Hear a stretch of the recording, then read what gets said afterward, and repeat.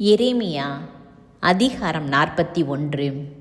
7ஆம் மாதத்தில் அரச குலத்தவனும் அரசனின் உயர் அதிகாரிகளில் ஒருவனுமான எலிசாமாவின் பேரனும் நெத்தனியாவின் மகனுமான இஸ்மையேல் தன்னோடு 10 பேரை அழைத்து கொண்டு மிஸ்பாவில் இருந்த அகிகாமின் மகன் கெதலியாவிடம் வந்தான். அங்கு அவர்கள் அனைவரும் ஒன்றாக உணவருந்தி கொண்டிருந்த வேளையில் நெத்தனியாவின் மகன் இஸ்மையேலும் அவனோடு இருந்த 10 பேரும் எழுந்து சாப்பானின் பேரனும் அகிகாமின் மகனுமான கெதலியாவை பாபிலோனிய மன்னன் நாட்டின் ஆளுநராக ஏற்படுத்தி இருந்த அவரை வாளால் வெட்டி கொன்றார்கள். மேலும் கெதலியாவோடு மிஸ்பாவில் இருந்த யூதா நாட்டினர் அனைவரையும் அங்கு இருக்க நேரிட்ட கல்தேய வீரர்களையும் இஸ்மையேல் வெட்டி வீழ்த்தினான். கெதலியா கொலை செய்யப்பட்டு 2 நாள் ஆன பின்னும் அது பற்றி யாருக்கும் தெரியவில்லை. அப்படி இருக்க செக்கேம், சீலோ, சமாரியா ஆகிய இடங்களிலிருந்து தாடியை சிரைத்து கொண்டு ஆடைகளை கிழித்து கொண்டு உடலை கீறிக்கொண்ட 80 பேர் ஆண்டவரின் இல்லத்தில் ஒப்பு கொடுக்குமாறு தானிய படையல்களும் தூபமும் கையில் ஏந்தி கொண்டு வந்தனர். அவர்களை சந்திக்க நெத்தனியாவின் மகன் இஸ்மையேல் மிஸ்பாவினின்று புறப்பட்டு அழுது கொண்டே சென்றான். அவர்களை சந்தித்த போது அகிகாமின் மகன் கெதலியாவை வந்து பாருங்கள் என்று அவர்களிடம் கூறினான்.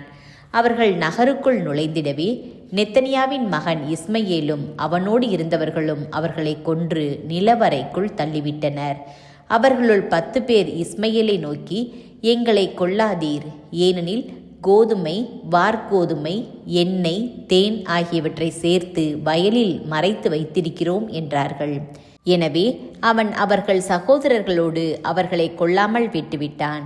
நெத்தனியாவின் மகன் இஸ்மையேல் கெதலியாவை முன்னிட்டு கொன்று குவித்த மனிதர்களின் பிணங்கள் எல்லாவற்றையும் ஒரு நிலவறைக்குள் தள்ளி அதை நிரப்பினான். அது இஸ்ரேல் அரசன் பாசாவினின்று தன்னை பாதுகாத்து கொள்ளும் பொருட்டு அரசன் ஆசா வெட்டியிருந்ததாகும். மெய்காப்பாளரின் தலைவர் நெபுசரதான் அகிகாமின் மகன் கெதலியா பொறுப்பில் விட்டிருந்த அரசனின் புதல்வியரையும் மிஸ்பாவில் இருந்த மற்ற மக்கள் எல்லாரையும் இஸ்மையேல் சிறைப்பிடித்து கொண்டு அம்மோனியரின் நாட்டுக்கு புறப்பட்டு போனான்.